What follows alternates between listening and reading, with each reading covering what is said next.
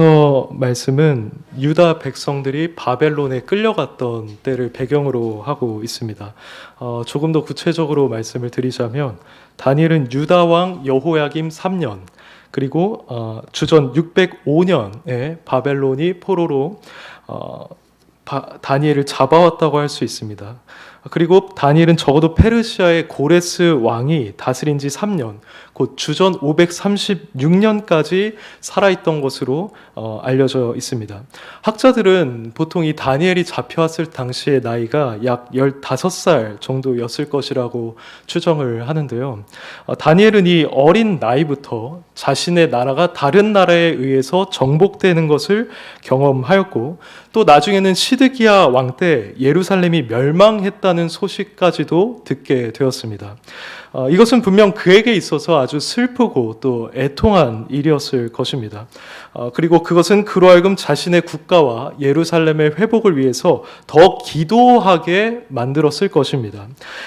이것은 그가 하루에 3번씩 예루살렘을 향해서 창문을 열고 무릎 꿇고 기도했다는 사실을 통해서 우리가 대략 짐작할 수 있는 부분입니다.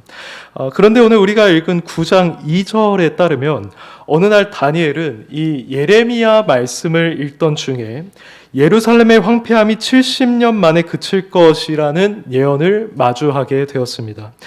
실제로 예레미야 29장 10절에서 하나님은 예레미야를 통해서 이렇게 말씀하셨습니다.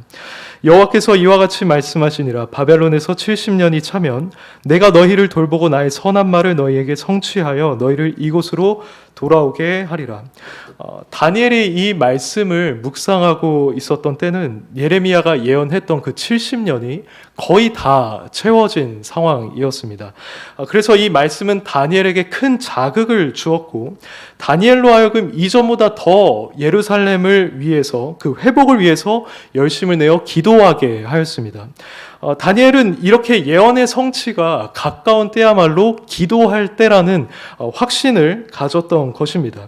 이렇게 다니엘이 열심을 내어서 기도하기로 결심한 건 단순히 하나님의 약속의 성취가 가까웠기 때문일 수도 있고, 아니면 은혜의 날이 이렇게 지금 점점 다가오고 있는데 아직 유대 민족들의 영적인 상태가 준비되지 않았기 때문일 수도 있습니다. 그 이유가 무엇이었든지 다니엘은 자신의 민족과 또 예루살렘의 회복을 위해서 열심히 기도할 필요를 느꼈고, 이를 위해서 금식하는 것까지 마다하지 않았습니다. 이것이 9장 3절까지의 내용이고 4절부터는 다니엘의 그 기도문이 등장합니다. 비록 오늘 우리는 시간 관계상 17절부터 19절까지만 읽었지만 저는 성도님들과 함께 이 4절부터 시작되는 다니엘의 기도 전문을 살펴보면서 기도에 대한 교훈을 한번 나눠보고자 하는데요.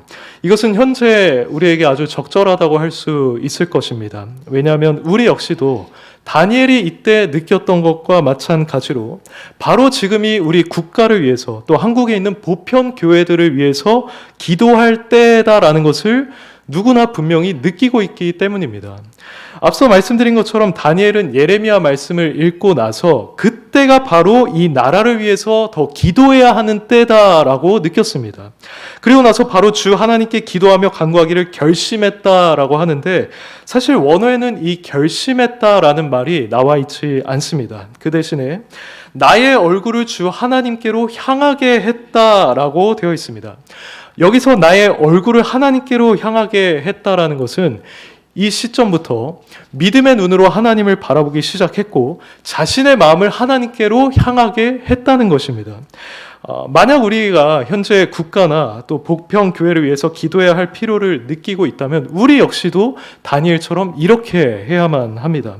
단순히 국가나 교회를 바라보면서 염려하고 분노하거나 또는 비판하는 데서 멈추는 것이 아니라 믿음의 눈으로 하나님을 바라보고 우리의 마음이 이 소란스러운 세상이 아니라 하나님을 향하게 해야만 합니다.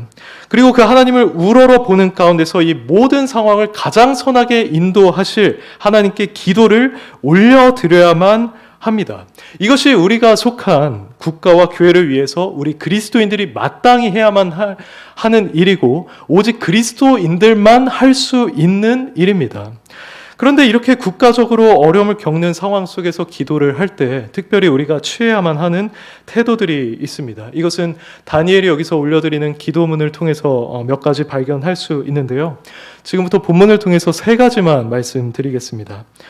그 첫 번째는 우리가 기도할 때 하나님이 어떤 분이신지를 분명히 알고 그 하나님의 속성을 의지해서 기도해야만 한다는 것입니다. 4절을 보시면 다니엘은 이렇게 기도하기 시작합니다. 내 하나님 여호와께 기도하며 자복하여 이르기를 크시고 두려워할 주 하나님, 주를 사랑하고 주의 계명을 지키는 자를 위하여 언약을 지키시고 그에게 인자를 베푸시는 이시여라고 합니다. 다니엘은 먼저 기도의 대상인 하나님을 부르고 있습니다. 그런데 그냥 하나님이라고 하지 않고 하나님의 속성들을 언급하면서 부릅니다. 그는 하나님을 크시고 두려워할 주 하나님이라고 했습니다. 이건 분명히 하나님의 위대하심을 표현하는 말이고 피조물들이 마땅히 경외해야 하는 분이라는 것을 나타냅니다. 우리가 믿는 하나님은 천지 만물을 창조한 분이시고 지금도 모든 것을 다스리고 계시는 주권자요, 지극히 초월적인 존재이시기 때문에 다니엘이 여기서 말한 것처럼 크시고 두려워할 분이 맞습니다. 하나님께서는 실제로 모든 권능과 영광과 능력을 소유하고 계십니다. 그런데 다니엘은 이것을 어렸을 때부터 체험적으로 알고 있었습니다. 다니엘서 2장에서 느부갓네살이 한 꿈을 꾸고 번민을 했을 때 아무도 그 꿈을 알려주지 못했고 그것에 대한 해석을 제시해주지 못했습니다. 이에 분노한 느부갓네살이 모든 지혜자들을 다 죽이라고 명령을 하자 하나님께서 다니엘에게 그 해석을 환상으로서 가르쳐 주셨습니다. 그때 다니엘은 그 의미를 분명하게 깨달았고 하나님께서 자신에게 주신 그 놀라운 능력과 지혜를 찬양했습니다. 그 찬양은 다음과 같습니다. 다니엘이 말하여 이르되 영원부터 영원까지 하나님의 이름을 찬송할 것은 지혜와 능력이 그에게 있음이로다. 그는 때와 계절을 바꾸시며 왕들을 패하시고 왕들을 세우시며 지혜자에게 지혜를 주시고 총명한 자에게 지식을 주시는도다. 그는 깊고 은밀한 일을 나타내시고 어두운 데에 있는 것을 아시며 또 빛이 그와 함께 있도다. 이렇게 다니엘은 일찍이 하나님의 능력을 경험하고 하나님이 얼마나 능력이 있으시며 얼마나 영광스러운 분이신지를 알았기 때문에 여기서도 크시고 두려워할 주 하나님이라고 하면서 자신의 기도를 시작하고 있는 것입니다. 우리가 기도할 때도 하나님에 대해서 이러한 인식을 가져야 마땅합니다. 다니엘이 고백한 것처럼 하나님은 실로 위대하시고 우리가 두려워해야 마땅한 하나님이십니다. 그분은 온 피조물로부터 찬양받기에 합당한 분이시고 영원한 왕으로서 썩지 아니하시고 보이지 아니하시고 홀로 하나인 하나님이십니다. 그리고 그분은 유일하신 주권자로서 가까이 가지 못할 빛에 거하시고 우리가 볼 수 없으며 존귀와 권능과 영광을 돌려야 할 분이십니다. 하나님이 이러한 분이시라는 것을 우리가 인식해야 우리가 겸손한 태도로 하나님께 나아갈 수가 있습니다.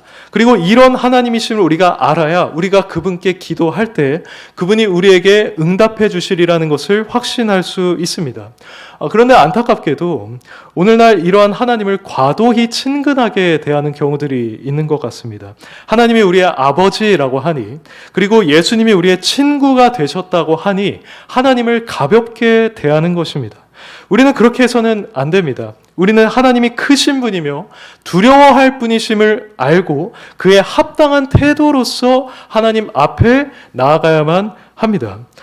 물론 그렇다고 해서 우리가 그저 하나님을 무조건 두려워해야 하는 분, 두렵기만 한 분으로 보는 것도 잘못일 것입니다. 하나님은 이방 사람들이 믿고 섬기는 그 신들처럼 무자비하고 가혹하며 비인격적인 분이 아니십니다. 오히려 하나님은 자기 백성들에게 사랑과 자비를 베푸시고 그들과 맺은 언약을 신실하게 지키시는 인격적인 분이십니다. 본문에서 다니엘은 이런 하나님의 속성까지도 함께 고백하고 있습니다. 그는 4절에서 크시고 두려워할 주 하나님이라고 한 뒤에 이어서 주를 사랑하고 주의 계명을 지키는 자를 위하여 언약을 지키시고 그에게 인자를 베푸시는 이시여라고 합니다. 하나님께서는 이 다니엘의 고백처럼 우리들과 인격적인 관계를 맺어주는 분이십니다. 하나님께서는 우리를 사랑하시고 또 우리가 그분의 뜻을 행하며 그분을 사랑하며 나아갈 때 우리에게 다양한 복을 내려주시고 또 자비를 베풀어주는 분이십니다. 당연히 여기에는 우리의 기도에 응답해 주시는 것도 포함이 되어 있겠죠. 만약 우리가 그분을 사랑하지 않고 그분의 뜻과는 전혀 상관이 없는 그런 삶을 살아간다면 우리는 이 하나님으로부터 기도 응답 받을 것을 기대하기가 어려울 것입니다. 성경은 우리의 죄악이 하나님과 우리 사이를 갈라놓음으로써 하나님이 우리의 기도를 듣지 않으시게 만든다고 합니다. 그리고 만일 우리가 육신의 정욕과 죄악으로 충만한 상태에서 무언가를 구한다고 한다면 당연히 그것에 대해서도 응답하지 않으신다고 합니다. 하지만 우리가 만약 그분을 사랑하고 또 그분의 뜻을 행하는 가운데서 우리의 기도 제목들을 아뢰다면 하나님께서는 친히 그것을 들어주실 것이고 하나님의 때에 응답하여 주실 것입니다. 그분은 선하실 뿐만 아니라 신실한 분이셔서 이 기도와 관련된 자신의 약속들을 친히 이루어 주실 것입니다. 그분께서는 우리에게 구하고 찾고 두드리라고 하셨습니다. 그리고 너희가 내 안에 거하고 내 말이 너희 안에 거하면 무엇이든지 원하는 대로 구하라. 그리하면 이루리라고 말씀하셨습니다. 이것이 바로 다니엘이 고백한 것처럼 주를 사랑하고 주의 계명을 지키는 자에게 베풀어 주시는 하나님의 신실한 은혜입니다. 우리가 믿는 하나님은 이런 분이십니다. 그분은 크고 두려운 전능자일 뿐만 아니라 자신을 사랑하고 자신의 뜻을 행하는 자들에게 풍성히 은혜를 부어주시는 인격적인 하나님이십니다. 오늘 우리가 기도하려는 대상이 바로 이 하나님이라는 것을 기억하시기를 바랍니다. 오늘 우리가 예수 그리스도를 믿고 구원받은 자로서 그분을 사랑하는 가운데 기도를 한다면 그분은 친히 그 기도에 대하여 응답하여 주실 것입니다. 우리의 개인적인 문제는 물론 이거니와 우리의 국가와 교회를 두고 기도하는 것에 대해서도 하나님은 거절하지 않으실 것입니다. 설령 우리가 원하는 방향으로 응답하지 않으신다고 할지라도 우리가 아뢰는 것을 하나님은 친히 기억하시고 가장 좋은 방향으로 인도하여 주실 것입니다. 그래서 오늘 우리 모두가 이러한 하나님의 선하심을 충분히 기억하는 가운데 기도의 자리에 나아갈 수 있기를 간절히 바라겠습니다. 두 번째로 우리는 어떻게 기도해야 하는가 했을 때 우리는 다니엘을 따라서 우리의 국가와 교회의 죄악을 두고 함께 회개하는 마음으로 기도해야 합니다. 본문 5절에서 6절을 제가 한번 읽어보겠습니다. 우리는 이미 범죄하여 패역하며 행악하며 반역하여 주의 법도와 규례를 떠나싸우며 우리가 또 주의 종 선지자들이 주의 이름으로 우리의 왕들과 우리의 고관들과 조상들과 온 국민에게 말씀한 것을 듣지 아니하였나이다. 지금 다니엘은 예루살렘의 회복을 두고서 기도하는 이 맥락 가운데서 먼저 회개 기도를 하고 있습니다. 특히 5절에서 이렇게 범죄, 패역, 행악, 반역 등 다양한 언어를 사용하고 있는 이유는 그만큼 유다 백성들이 총체적으로 심각한 수준의 죄악을 지었다는 것을 나타내기 위함일 것입니다. 실제로 유다 민족의 죄악은 매우 심각했습니다. 예를 들어서 왕 같은 경우에 아하스 왕은 자기 아들을 불 가운데로 지나가게 하는 제사를 드렸습니다. 그리고 므낫세는 바알 아세라 하늘의 1월 성신을 경배하면서 섬겼고요. 또 점치고 사수를 행했고 신접한 자와 박수를 신임하였습니다. 또 여호야긴 그리고 시드기야 왕도 여호와께서 보시기에 악을 행했다라고 기록되어 있습니다. 그리고 예레미야 말씀을 우리가 직접 살펴보면요. 당시 왕들뿐만 아니라 지도자들, 제사장들, 선지자들까지 총체적으로 타락한 상태였습니다. 그리고 하나님께서는 예루살렘에서 정의를 행하고 진리를 구하는 자를 한 사람도 찾을 수 없다라고 표현하실 정도로 일반 백성들까지도 아주 타락한 상태였습니다. 이처럼 타락한 백성들에게 선지자들이 아무리 회개하라고 외쳐도 소용이 없었습니다. 예레미야는 자신이 요시야 왕 때부터 시작해서 무려 23년 동안 여호와의 말씀을 꾸준히 일렀으나 유다 백성들이 순종하지 아니하였다고 했습니다. 그리고 이것은 역대하 36장 15절에 자세히 설명되어 있습니다. 그 조상들의 하나님 여호와께서 그의 백성과 그 거하시는 곳을 아끼사 부지런히 그의 사신들을 그 백성들에게 보내어 이르셨으나 그의 백성이 하나님의 사신들을 비웃고 그의 말씀들을 멸시하며 그의 선지자를 욕하여 여호와의 진노를 그의 백성에게 미치게 하여 회복할 수 없게 하였으므로라고 합니다. 아마 여기서 말하는 선지자들 가운데는 에스겔이나 하박국 같은 자들도 포함되어 있었을 것인데 이들이 아무리 하나님의 말씀을 신실하게 선포하고 회개하라고 외쳐도 그때 백성들의 반응은 매우 완악했던 것입니다. 다니엘이 여기서 회개하고 있는 죄악들이 바로 이러한 것들이었습니다. 그래서 다니엘은 여기서 이러한 죄악들을 반복해서 다양한 언어를 통해서 언급했던 것입니다. 다니엘은 방금 읽은 5절에서 6절뿐만 아니라 8절, 10절, 11절, 13절, 15절에서도 우리가 주께 패역하였습니다. 우리가 율법을 행하지 아니하였습니다. 우리가 주께 범죄하였습니다. 라고 반복해서 말하고 있습니다. 그런데 여기서 우리가 주목해야만 하는 사실은 이 죄악들을 대하고 있는 이 다니엘의 자세입니다. 그는 죄를 회개할 때 저 백성들이, 저 제사장들이, 저 왕들이 죄를 지었습니다 라고 하지 않았습니다. 그는 오히려 우리라는 단어를 사용하면서 우리가 죄를 지었습니다 라고 했습니다. 그는 여기 다니엘서 9장에서만 우리라는 단어를 약 20회 이상 사용하고 있는데 이것은 그만큼 다니엘이 민족의 죄를 함께 짊어지기를 원했다는 사실, 그리고 자신을 유다 백성들과 동일시했다는 사실을 아주 잘 보여줍니다. 본래 다니엘은 유다 백성들이 지었던 이런 죄악들과 아주 거리가 먼 자였습니다.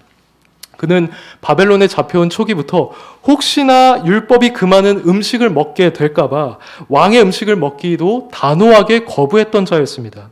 또 그는 느부갓네살에게 꿈을 풀어줄 때도 조금도 교만하게 행동하지 않고 그것에 대한 모든 영광을 하나님께만 올려드렸던 자입니다. 그리고 누구든지 왕 외에 다른 신에게 기도하면 사자굴에 떨어질 것이라는 금령을 들었음에도 불구하고 하루 3번씩 하나님께 감사하며 기도하던 자였습니다.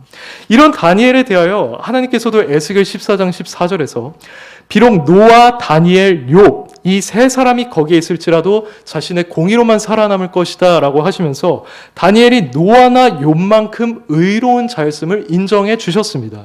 근데 그럼에도 불구하고 다니엘은 회개 기도를 하면서 그 안에 자신을 포함하고 있었습니다. 그는 일종의 연대 책임을 느꼈던 겁니다. 우리는 국가와 교회를 위해서 기도할 때 바로 이러한 다니엘의 태도를 본받아야 합니다. 다니엘이 속한 유다 민족들이 하나님께 죄를 지었던 것처럼 우리가 속한 이 국가의 사람들도 하나님께 수많은 죄를 짓고 있습니다. 이들은 하나님을 마음에 두기를 싫어합니다.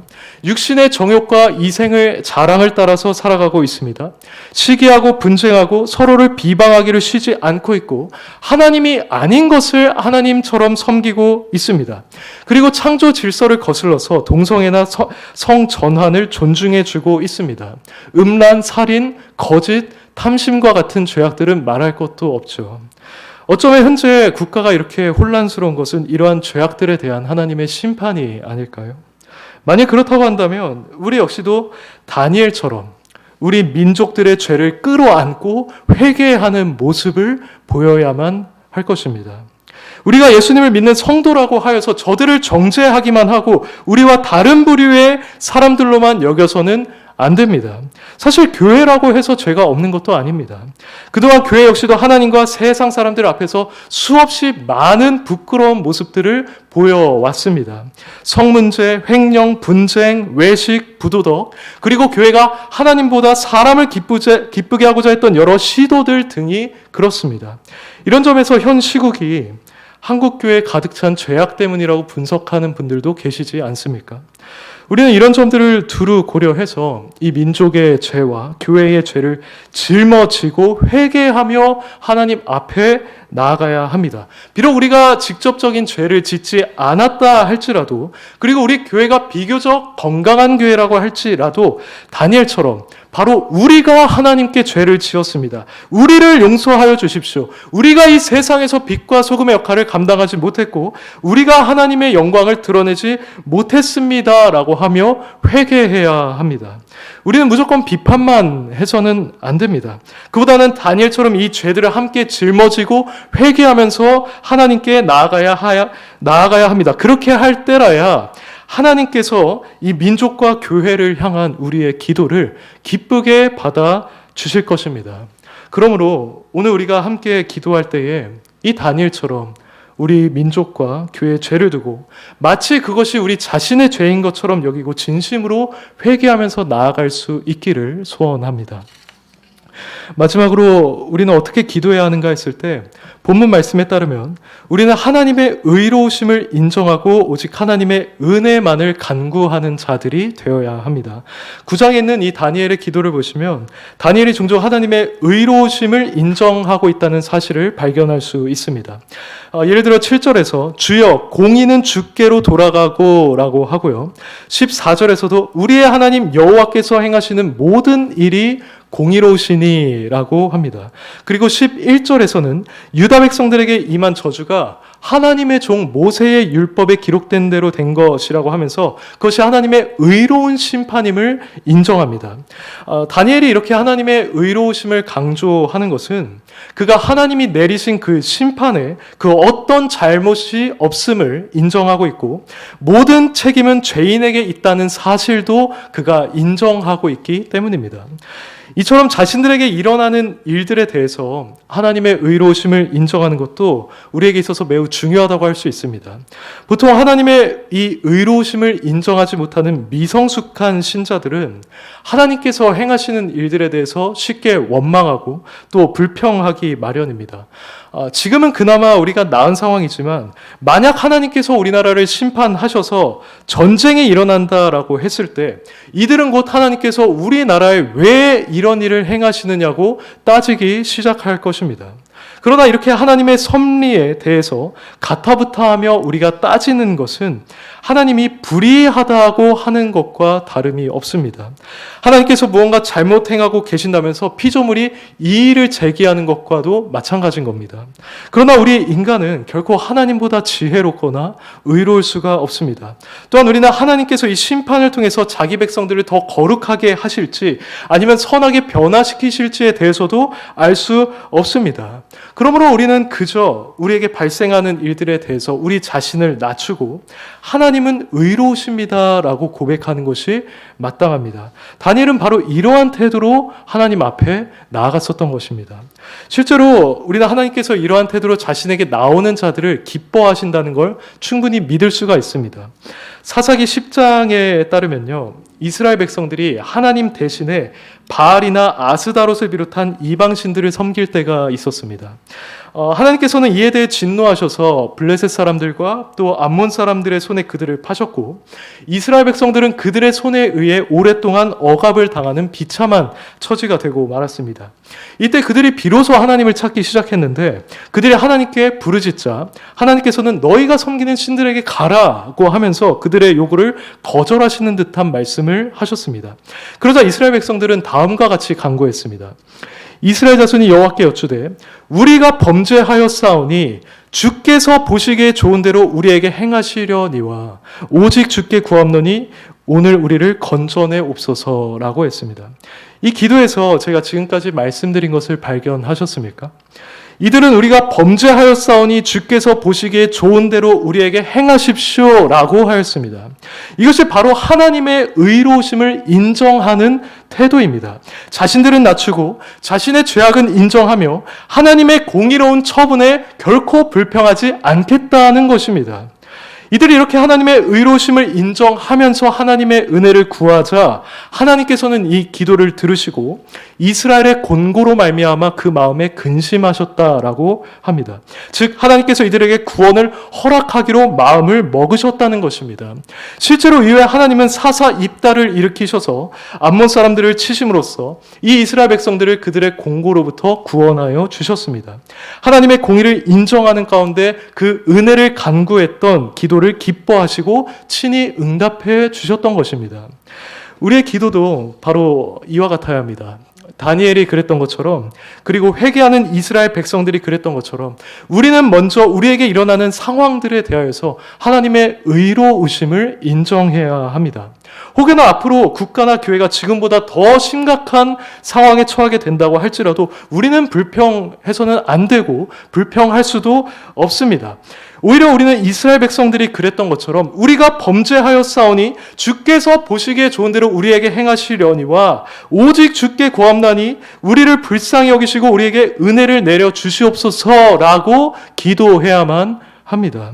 이것이 바로 다니엘이 했던 기도입니다. 18절을 보시면 다니엘은 다음과 같이 말합니다. 우리가 주 앞에 간과없는 것은 우리의 공의를 의지하는 것이 아니요 주의 큰 긍휼을 의지하여 함이니이다 라고 했습니다. 즉 우리에게 하나님께 인정받을 만한 의는 아무것도 없다는 것입니다. 그래서 우리가 하나님으로부터 심판을 받는다 해도 할 말이 없다는 것입니다. 다만 하나님은 긍휼과 은혜가 풍성한 하나님이시오니 우리를 불쌍히 여겨주시고 이러한 상태에서 우리를 회복시켜 달라는 것입니다.